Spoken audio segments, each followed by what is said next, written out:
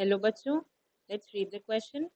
Explain in brief the tubular secretion, an important step of urine formation. So, here in this question, our key concept is tubular secretion.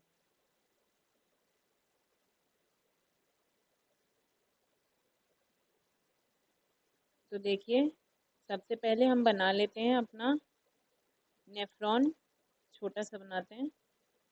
ये glomerulus है, इसमें ये efferent arterial toxin mix blood लेकर आती है। Glomerulus जहाँ filtration होता है, ये इफरेंट आर्टरियोल प्योर ब्लड लेकर के बाहर जाती है। ये हो गया पीसीटी, ये हमारे ट्यूबुलर सिक्रीशन का एक इम्पॉर्टेंट हिस्सा है, अभी देखेंगे कैसे। इसके बाद ये रहा descending limb of loop of Henley, ये भी सिक्रीशन में थोड़ा बहुत पार्टिसिपेट करता है। इसके बाद ये देखिए, ये नीचे ऐसे जाता हुआ, ये यहाँ पे ये ascending limb of loop of Henley, ये असेंडिंग लिम्ब का थिक सेगमेंट।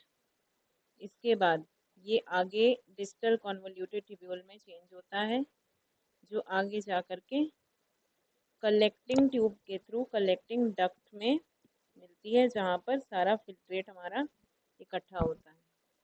तो ये है एक टिपिकल नेफ्रॉन का स्ट्रक्चर। अब ट्यूब्यूलर सिक्रीशन का क्या मतलब है? सिक्रीशन का यहाँ पे ये मतलब है, सिक्रीशन का मतलब है जब इंटरस्टिशियम से मतलब ये जो नेफ्रॉन के अलावा बाहर मेडुलरी जो स्पेस है, इंटरस्टिशियम से कोई भी मॉलिक्यूल, आयन, कुछ भी जब इनसाइड द नेफ्रॉन आता है,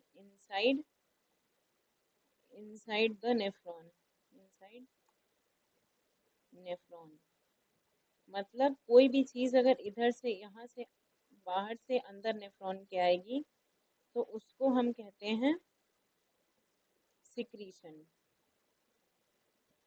अब ये सिक्रीशन कैसे होता है ये देख लेते हैं, एक एक करके सब में हम इसको चेक कर लेते हैं। सबसे पहले बात करेंगे टीसीटी की। टीसीटी में एब्जॉर्प्शन सबसे ज़्यादा होता है, पर सिक्रीशन नहीं होता। सिक्रीशन केवल कुछ चीज़ों का होता है। किसका होता है? हमारा यहाँ पर सिक्रीशन हो जाएगा हाइड्रोजन आयंस का, K+ का, पोटेशियम आयंस का, और यूरिया जो हमारा नाइट्रोजनस वेस्ट है, नाइट्रोजनस वेस्ट यूरिया, उसका पैसिव सिक्रीशन होता है, मतलब without energy requirement. Passive secretion इसी जगह होता है पीसीटी में। अब देखिए इधर हम आगे आ जाते हैं descending limb of loop of Henle में। डिसेंडिंग लिम्ब में आते हैं, तो जब हम डिसेंडिंग लिम्ब की बात करते हैं तो इसकी जो वॉल होती है, this is permeable to water, permeable to water पर इम्परमिएबल टू इलेक्ट्रोलाइट्स। पर यहाँ पे किसी भी तरीके का ऐसा कोई खास सिक्रीशन नहीं होता है। मूवमेंट होता है, जो वाटर है वो बाहर जाता है, और जो हमारा फिल्ट्रेट है वो कॉन्सेंट्रेट होने लगता है, लेकिन ऐसा कोई खास सिक्रीशन जो है वो इसमें नहीं होता है।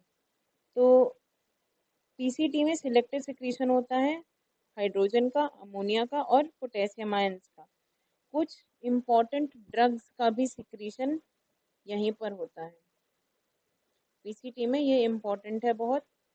यहाँ पे कुछ ड्रग्स होते हैं, जो हमारी दवाइयाँ वगैरह हैं, उनका भी सिक्रीशन यहीं होता है, पर इसका सिक्रीशन होता है एक्टिवली। ड्रग्स का सिक्रीशन होता है एक्टिवली। यहाँ पर ड्रग्स का सिक्रीशन होता है एक्टिवली।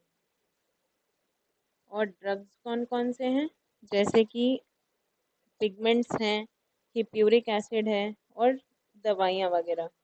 इसके अलावा जो डीसीटी होता है, डिसेंडिंग लिम्ब में कोई खास ट्यूबुलर सिक्रीशन नहीं होता है, नो सिक्रीशन एज सच।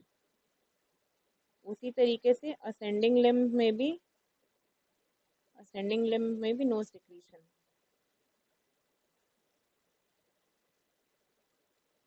में भी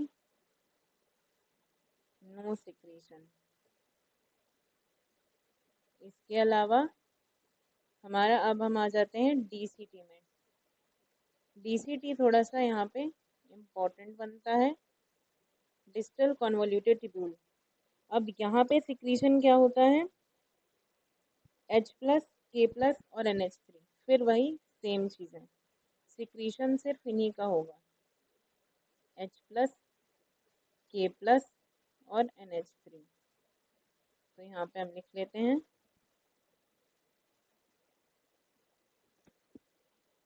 H प्लस, K प्लस और NH3, hydrogen ion, potassium ion और अमोनिया। और अब देखिए यहाँ पे ये जो ऑर्गन है ट्यूब लाइक, जिसमें डीसीटी खुल रहा है, यानी कि कलेक्टिंग ट्यूब, ये सबसे इम्पोर्टेंट रोल प्ले करता है सिक्रीशन में, कलेक्टिंग ट्यूब। अब यहाँ क्या होता है, सबसे पहले तो जो वाटर है वो वाटर सारा नेफ्रॉन से बाहर निकल जाता है, ये तो हो गया रीअब्जॉर्प्शन। और इसके बाद बेसिक रोल यही कलेक्टिंग डक्ट प्ले करती है, और ये यूरिन में क्या पहुंचा देती है, हाइड्रोजन आयंस को और पोटेशियम आयंस को ये पहुंचा देती है। और ये क्या करती है, पीएच बैलेंस करने का काम करती है, पीएच बैलेंस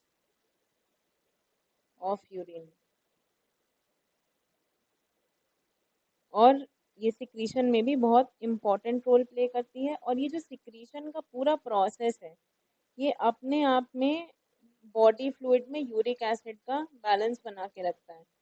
मतलब ये सिक्रीशन का जो प्रोसेस है,